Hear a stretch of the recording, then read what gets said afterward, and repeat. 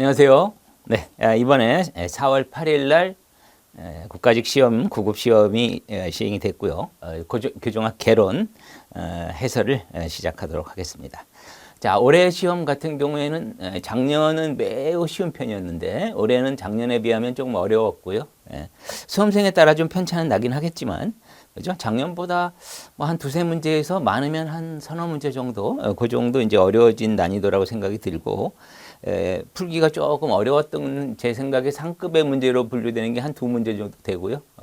중급도 약간 어려운 것과 또 쉬운 게 섞여 있고, 그래서 평년 수준, 그러니까 좀 예전 여러 해를 이제 평균을 내보면 많이 어려웠던 해도 있고 쉬웠던 해도 있기 때문에 평년 수준이거나 평년보다 한두 문제 정도 어려워진 그 정도의 난이도라고 이제 생각이 듭니다. 자, 이거 한번 분석을 좀 해보겠습니다. 교정학 파트가 조금 더 많이 나왔고요. 형사정책 파트는 개수가 좀 적고 20문제 중에서 교정학이 13문제 그리고 형사정책 파트가 7문제 이렇게 나왔고, 그 다음에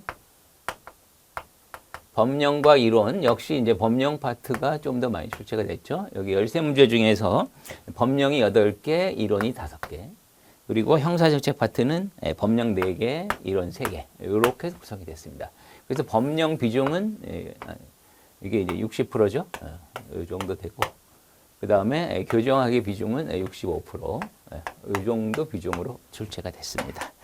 그리고 법령 중에서는 역시 늘 나온 것처럼 형 집행법령이 제일 많이 나왔고요. 여기에서만 8문제가 나왔습니다. 그래서 항상 강조를 드리지만 교정학에서 가장 핵심 부분은 형 집행법령입니다. 자, 그러면 바로 들어가기 전에 일단 점수로 뭐 이야기하기 좀 그렇긴 하지만 이 정도 난이도라고 한다면 한 80점 이상 정도 득점을 하셨다면 아주 잘한, 무난하게 잘 본 시험, 이 정도로 생각하시면 되겠고요. 그래서 뭐 물론 수험생에 따라서는 90점 이상의 고득점자도 꽤 나올 수도 있는, 물론 비중이 작년에 비해서는 높지는 않을 겁니다. 그 정도 시험이라고 생각이 들고요. 자, 바로 1번부터 들어가겠습니다. 자, 클라우드 올린의 차별적 기회 이론, 차별적 기회 구조 이론이죠. 옳지 않은 것. 1. 합법적 수단뿐만 아니라 비합법적 수단에 대해서 차별 기회를 고려했다. 바로 아노미의 이론과 다른 가장 근본적인 차이가 비합법적 수단의 분포에 따른 다른 점을 설명을 시작하는 게 이게 차이고요. 그다음에 두 번째.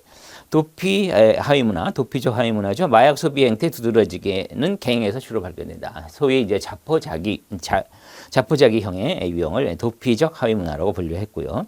그다음 머튼의 아노미 이론과 서들랜드 차별적 접촉 이론 하위문화 형성을 설명했다. 그래서 머튼의 이론이라든지 또 서들랜드의 차별적 접촉 이론 같은 걸 근거로 하되 그거를 이제 기회구조의 분포, 비합법적 기회구조의 분포를 가미해서 수정 보완한 이렇게 이론을 전개했죠.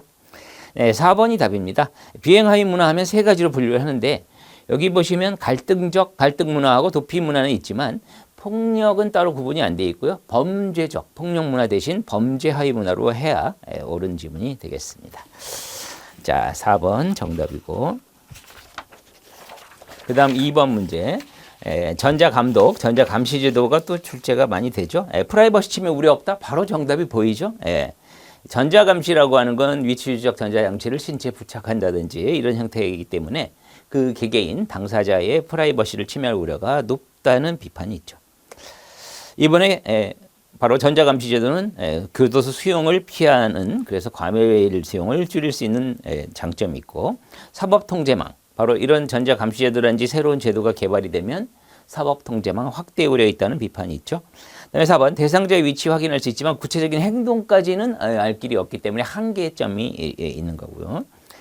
3번 보호관찰법상 보호관찰 대상자의 준수사항. 자, 이게 이제 일반 준수사항이죠. 일반 준수사항 하면 상선보호입니다. 제가 설명할 때 늘 많이 이제 강조를 드리는데 상주하에 생업에 종사할 것, 선행하며, 그 다음에 나쁜 사람과 어울리지 말 것, 보호관찰관의 지도에 따를 것, 주거 이전이나 그 다음에 1개월 이상 여행 시 신고할 것. 이게 이제 주거 이전 또는 1개월 이상 여행인데 3번 지문을 보면 주거 이전 10일 해서 틀린 지문이죠. 이거 아마 1개월 이상이라는 거는 여러분 잘 알고 계실 거예요. 그래서 비교적 쉬운 문제가 되겠고요. 3번이 답입니다. 자, 4번 문제. 형집행법 시행규칙상 경비처우급입니다.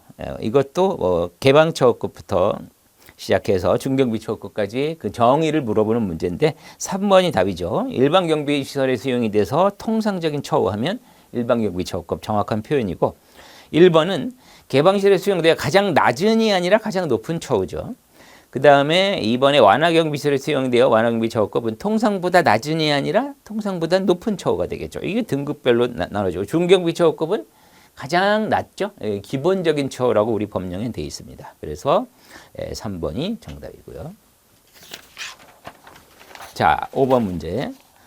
다음에 설명하는 이런 아메리칸 드림 딱 이거 나오면 바로 메스너 로젠펠드의 제도적 아노미 이론이죠. 그래서 여기서는 아메리칸 드림이란 말을 모르더라도 첫째 줄에 첫째, 둘째 문장에 경제제도라는 표현이 나오죠. 그래서 아메리칸 드림은 문화사회적, 경제제도, 다른 사회제도들을 지배하는 제도적 힘의 불균형. 이게 바로 제도적 아노미 이론의 핵심이죠.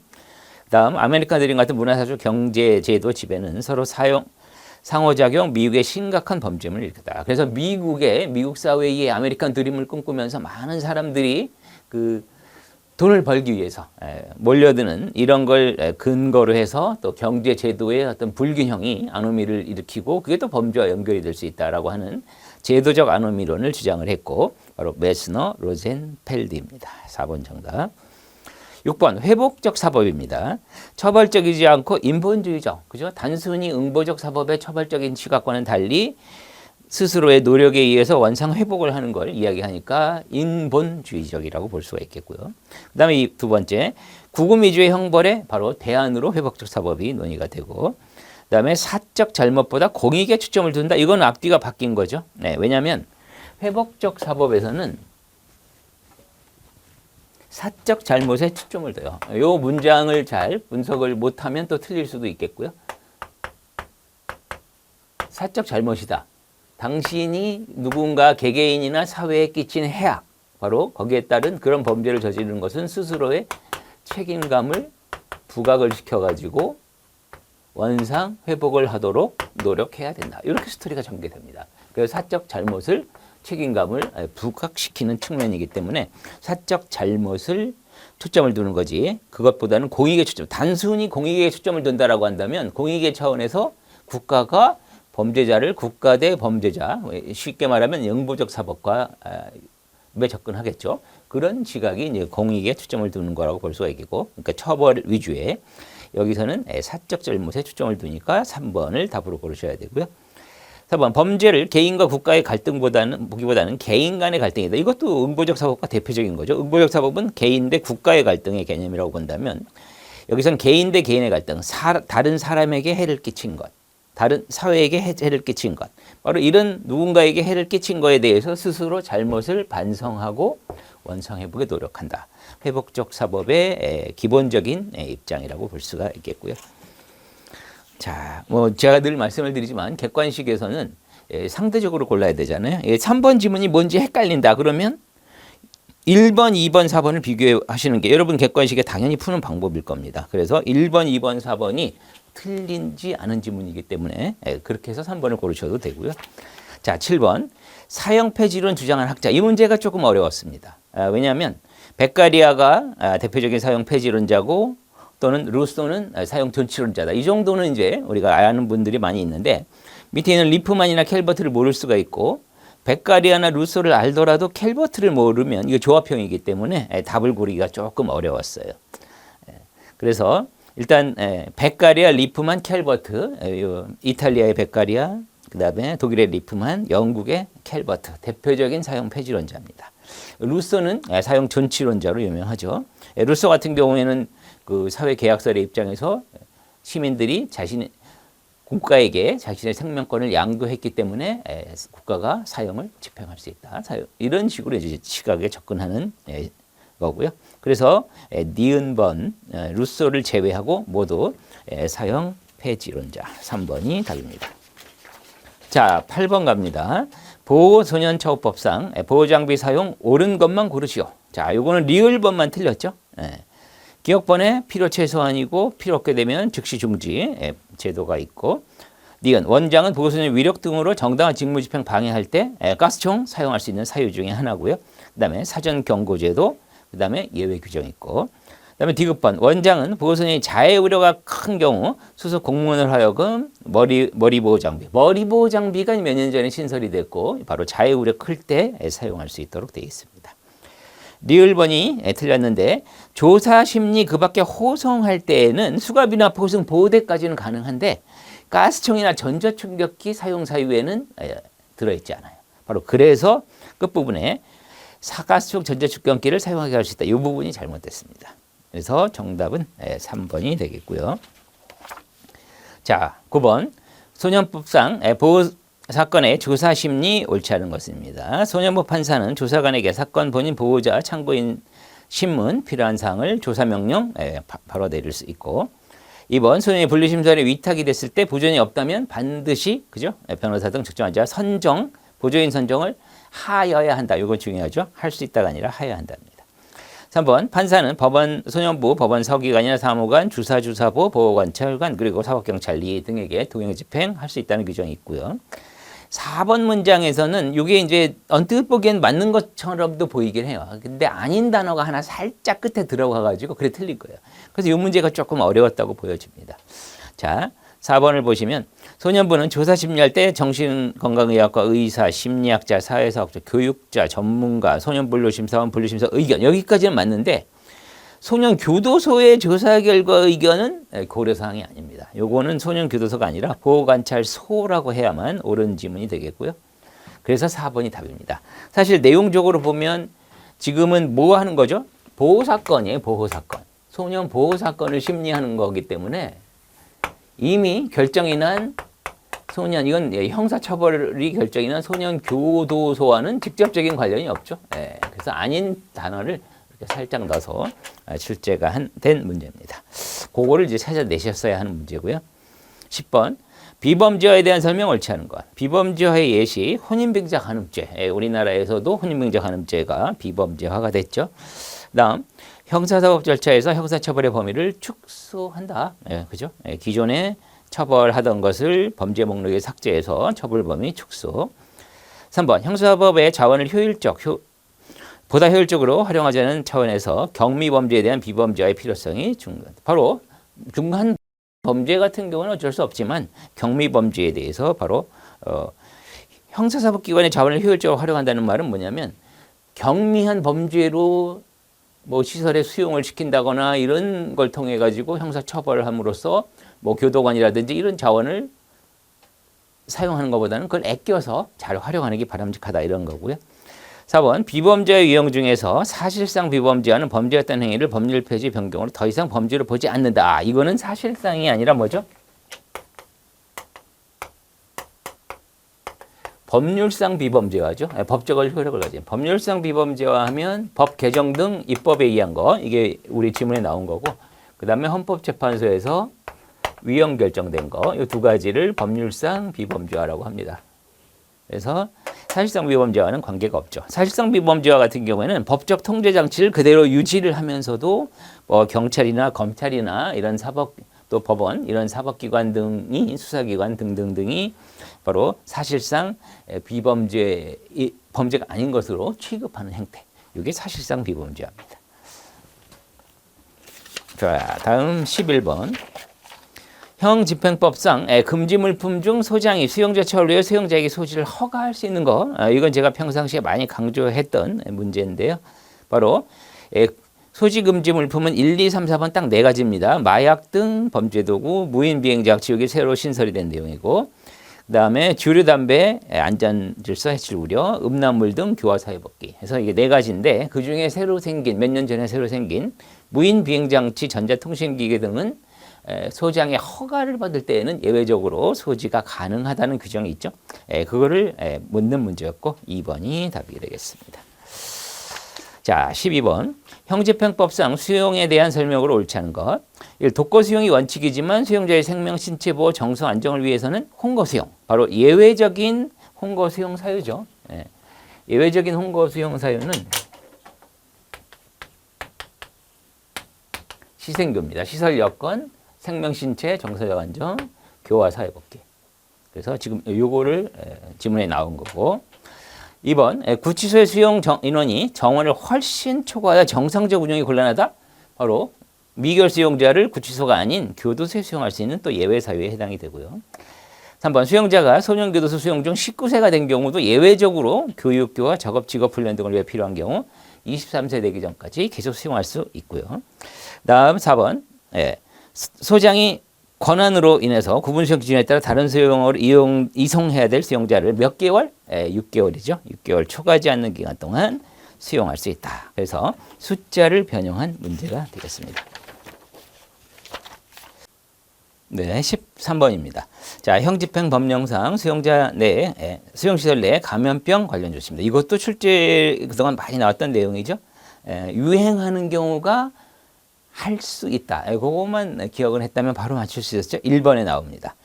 감염병이 유행할 때 자비금의 음식물 공급 중지하여야 한다가 아니라 할 수 있다기 때문에 1번 답이고요. 나머지 2번 감염병이 올 때 의심이 될 때 일주 이상 격리, 휴대폰 소독하여야 한다. 그 다음에 3번에 감염병 우려가 있는 질병 확산을 위하여 뭐 예방접종, 격리 수용 등 해야 된다. 이건 뭐 당연한 조항이고요.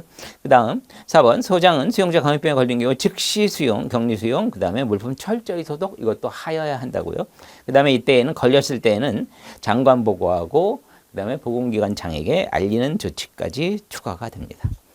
자, 14번 재소자 권리구제제도로서 옴부즈만 제도입니다. 옴부즈만 제도 같은 경우도 이게 이제 바로 우리가 국민 고충 처리 해결사 뭐 이런 개념이죠. 스웨덴에서 이제 출발했던 제도고, 그래서 옴부즈만 제도가 수용자 권리 재소자 권리 구제 제도에 이제 도움이 되는 제도입니다. 그런데 이제 이 문제는 옴부즈만 제도의 어떤 성격 특성을 세부적으로 냈기 때문에 이건 뭐 옴부즈만 제도는 행정학에서 주로 다루는 거라서 어떻게 보면 좀 행정학적 문제에 가깝긴 합니다.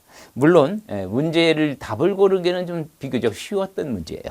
자, 왜 그러냐면, 자, 설문을 그러니까 이 옴부즈맨이 아는 사람은 상식적으로 쉽게 답을 고를 수 있었겠지만, 혹시 모르더라도 설문과 지문의 구성을 통해서 답을 충분히 찾아낼 수 있었어요. 한번 말씀을 드리겠습니다. 먼저, 성공 여부는 독립성, 비당파성, 전문성. 그러니까 옴부즈맨은 국민의 권리 구제니까 행정부의 어떤 잘못된 점을 독립적이고 비당파적이고 전문성을 가진 사람이 활동을 해야만 성공할 수 있겠죠. 그다음에 두 번째, 옴부즈만의 독립성, 전문성을 확보하기 위해서는 교정당국 임명, 바로 이 문장 자체가 말이 안 되죠. 왜냐하면 옴부즈맨이 국민의 권리 구제로서 정부의 잘못된 점을, 행정기관의 잘못된 점을 찾아가지고, 지금 설문을 보면 재소자의 권리 구제니까 교정기관의 잘못된 점을 찾아서 국민의 수용자의 권리 구제의 일을 담당하는 사람인데, 그 사람의 독립성, 전문성이면 교정당국이 임명이 되면 그 독립성, 전문성은 없어지는 거죠. 특히 독립성이. 그죠? 그래서 교정당국이 아닌 제3의 기관, 뭐 일반적인 경우처럼 의회에서 임명한다든지 이런 형태가 돼야지 교정당국이 임명해야 된다라는 걸 딱 보고 골라낼 수 있는 이런 문제가 아닌가 싶고요. 그다음에 3번 재소자의 불평을 수리하여 조사하고 보고서 작성하여 적절한 대안 제시. 이게 이제 옴부즈맨의 하는 일이고, 그다음에 4번 원래 정부 관리에 시민의 불평 조사할 수 있는 권한을 가진 바로 스웨덴의 공무원 제도에서 유래한 제도 맞습니다. 자, 다음 15번 문제. 형집행법 시행규칙상 수용자 직업훈련 대상자 선정의 제한 사항입니다. 이거는 제가 평상시에 강의하면서 두 문자로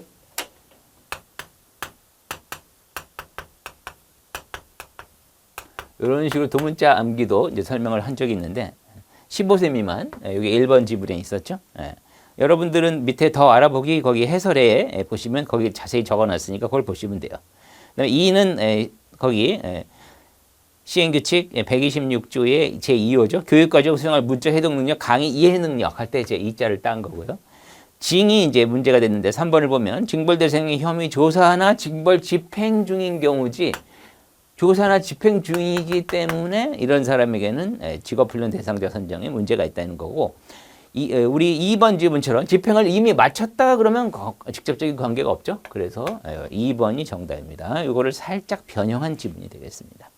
자, 그 다음 요거 작은 4호죠. 작업 교육 교화 프로그램으로 직업 실시 곤란. 이게 4번 지문에 있는 거고. 그 다음에 5번 질병 신체 조건 등으로 감당할 수 없는 경우. 그래서 징벌의 조사나 집행 중일 때가 제한 사항이지 마친 경우는 관계가 없다. 자, 16번입니다. 형집행 법령상 교도 작업 옳은 것. 소장은 수용자에 의해서 가족이 사망하면 1일간 틀렸죠? 사망하면 2일이죠. 그 다음에 제삿날이 1일이고. 그 다음 두 번째 구류형 집행 중에 있는 사람 신청하는 경우 바로 작업부가 할 수 있다죠. 그래서 작업 의무는 없는데 신청에 따라 작업할 수 있는 거. 요거는 이제 제가 많이 강조를 드렸죠. 금구미사입니다. 금고용, 구류형, 미결 수용자, 사용 확장자. 작업 의무는 없으나 신청에 따라 작업이 가능한 사람이죠. 3번 수용자 신청에 따라 집중적인 근로가 필요한 작업을 부과할 때에는 일정한 처우가 제한될 수 있는데 접견도 제한될 수 있는 처우입니다. 해설에 있는 것처럼 접견, 전화, 교육 공동 행사입니다. 그래서 제가 집중적인 근로 시 제한할 수 있는 거 하면 제가 이것도 암기하면 좋겠다 해서 접전교공 이렇게 설명을 드린 적도 있고요. 자, 4번이 답이죠. 수장은 완화경비 초급, 작업기술 탁월, 작업성적 우수한 경우 수용자 자신을 위한 개인 작업. 그래서 이 개인 작업 같은 경우에는 개방과 완화경비 초급이 전제가 되고 그 다음에 작업기술 탁월, 성적 우수. 정확히 옳은 표현입니다. 17번 서덜랜드와 크래시 바로 수용자 하위 문화에 관한 설명입니다. 1번이 답이죠. 수용자들이 지향하는 가치를 기준으로 하위 문화를 구분했다. 지향하는 가치, 바로 이게 부문화라고 합니다. 자기네들끼리 어떤 하위 문화를 지향하는가. 가장 기본적인 문장이 되겠고요. 2번 범죄 지향적 부문화, 범죄 지향적 하위 문화, 수용하는 수용자들은 교도소 내 지휘 확보에 관심을 가진다. 범죄 지향적인 사람은 철저하게 범죄자의 세계에 몰입이 되고 자신의 어떤 범죄자 문화에 고집을 하는 사람들이기 때문에 이 지휘 확보에는 아무 관심 없어요. 교도소 내의 지휘 확보라는 표현이 뭐냐면 교도소 내에서 내가 교도관하고 어떻게 친하게 지내고 어떤 수용자와 어떻게 지내야만 내가 편안한 생활을 유지할 수 있을까? 이런 게 이제 지휘 확보의 개념이거든요.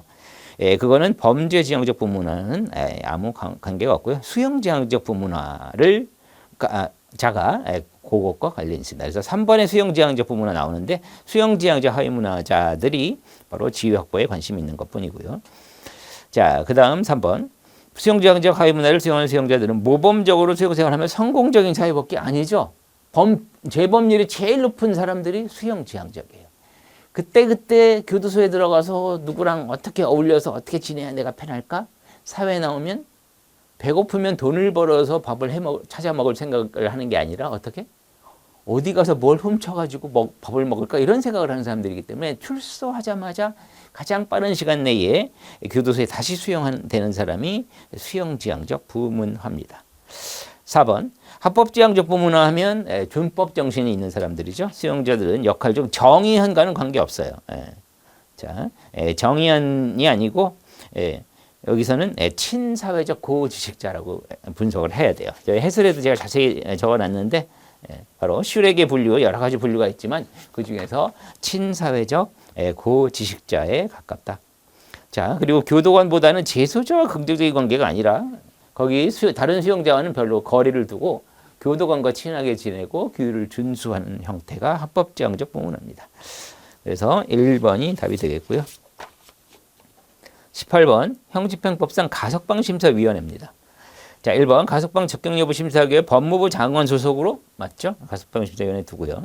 그다음에 구성 인원은 위원장 포함 5에서 9명 이하죠. 그리고 법무부 차관이 위원장 맞습니다. 장관이 아니라 법무부 차관이 되고 요거 구성 인원은 늘 여러분 많이 알고 계시지만 가석방 심사위원회, 형집행법상 보호관찰 심사위원회 이게 5에서 9. 그다음에 분류처위원회, 그다음에 징벌위원회 이게 5에서 7 이렇게 되죠. 그다음에 교정자문위원회는 10에서 15. 이게 이제 대표적으로 많이 출제되는 이게 나온 거죠. 자, 다음 3번이죠. 위원회는 가석방 적격 결정을 하게 됐다. 그러면 5일 내에 법무부 장관에게 바로 허가 신청을 하고 그 다음에 법무부 장관은 위원회의 결정이 적정하다고 인정하면 그래서 장관의 재량으로 최종적인 결론을 내립니다. 그 다음 4번 위원회 심사 관련한 심의서 회의록은 결정 후 5년이라고 되어 있는데 이게 회의록은 5년이 맞지만 심의서는 즉시 공개하게 돼 있어요. 심의서는 즉시 공개이기 때문에 예전에도 심의서 회의록이 각각 언제 공개해야 되느냐 시험에 나온 적도 있습니다. 그래서 기출을 공부를 해보신 분이라면 아마 쉽게 답을 고를 수 있었을 것 같고요. 이게 4번 지문이 조금 헷갈린다고 하더라도 1, 2, 3번 지문은 워낙 명확히 옳은 지문들이고 아주 중요한 문장들이기 때문에 아마도 4번을 답 고르는데 어렵진 않았을 것 같고요. 자, 19번 문제입니다. 보호관찰법상 조사제도입니다. 법원은 판결 전 조사 요구를 받은 보호관찰소장에게 조사 진행 상황 바로 보고 요구할 수 있는 권한 규정돼 있고요. 2번이 눈에 보이죠? 판결 전 조사 요구 받은 보호관찰소장 지체 없이 조사하여 서면으로 법원에 알리는 거죠. 그냥 조사한 다음에 말로 대충 알린다? 이건 아니죠. 공식적인 어떤 관계고 법원에서 조사를 요구를 왜 하죠? 이 사람에 대해서 판결할 때 어떤 결정을 내려야 할 것이냐를 확인하기 위해서 하는 거니까 보호관찰소장이 그걸 서면으로 올려주면 그걸 토대로 해서 분석을 해가지고 결론을 내리는 거죠. 구두로 X입니다. 3번 법원은 피고인에 대하여 형법에 따른 보호관찰 명하기가 필요한 경우 법원 소재지 혹은 주거지 보호관찰 소장에게 바로 피고인에 관한 사항 조사 요구권이고요. 그 다음에 4번 법원은 소년법에 따라 소년보호사건 조사심의를 위해 필요하다고 인정하면 소재지 또는 주거지 관할 보호관찰 소장에게 소년의 품행, 경력, 가정상황, 환경 등 의뢰할 수 있다. 그래서 이것도 소년법에 따라 보호처분 어떤 게 적정한지 필요한 경우 의뢰할 수 있는 제도가 마련되어 있습니다. 자, 20번 문제. 형집행법상 분류처위원회입니다. 분류처위원회는 심의 의결을 위하여 외부 전문가로부터 의견을 들을 수 있다는 규정이 있고요. 그 다음에 2번 분류처위원회는 위원장 법 5에서 9 틀렸죠? 5, 7이죠. 여기도 또 해당이 됩니다. 분류처위원회 5에서 7이니까 2번이 바로 답이 되겠죠. 그리고 위원장은 소장 맞습니다. 3번 분류처위원회 위원장이 수습기관의 부소장, 과장, 지소의 경우 7급 이상의 교도관 중에서 이렇게 위원들이 구성이 되고요. 4번 수용자의 개별 처우 계획, 각 가습방 심사 대상자 선정, 분류처에 관한 중요사항 심의 의결, 바로 분류처위원회가 다루는 주요 내용입니다. 뭐 정확히 맞고요. 이 문제는 간단하게 그 구성 인원을 살짝 변형한 거라서 2번이 정답이 되겠습니다. 자, 이렇게 해서 이제 해설이 끝났습니다. 뭐 간단하게 이제 해설을 끝마쳤는데요. 문제의 전반적인 흐름을 보면 좀 우리가 익히 기출에서 봤던 또는 중요시했던 기본적인 문제들의 비율이 조금 높은 편이었고, 하지만 약간 낯설게 느껴지는 문제들이 조금 있었기 때문에 여러분들이 시험장에서 그런 문제를 대할 때는 사실은 그죠? 문제를 사후에 저처럼 이렇게 보는 사람과 달리 시험장에서 볼 때는 조금 당황할 수도 있었을 것 같아요. 다만 문제의 어떤 질이라든지 여러 가지 내용으로 봤을 때는 조금 침착하게 차분하게 공부한 걸 잘 분석을 해서 정답을 찾아낸다면 어느 정도 충분히 커버할 수 있는 그 정도의 난이도였다. 이런 생각이 들고요. 앞으로 또 이제 공부를 하시는 분들 같은 경우에는 또 이제 새롭게 공부하시는 분도 계실 테고 이런 기출의 경향을 잘 고려해서 또 앞으로 준비하는 시험에 좋은 결과 있기를 바라도록 하겠습니다. 이상으로 마치도록 하겠습니다. 수고하셨습니다.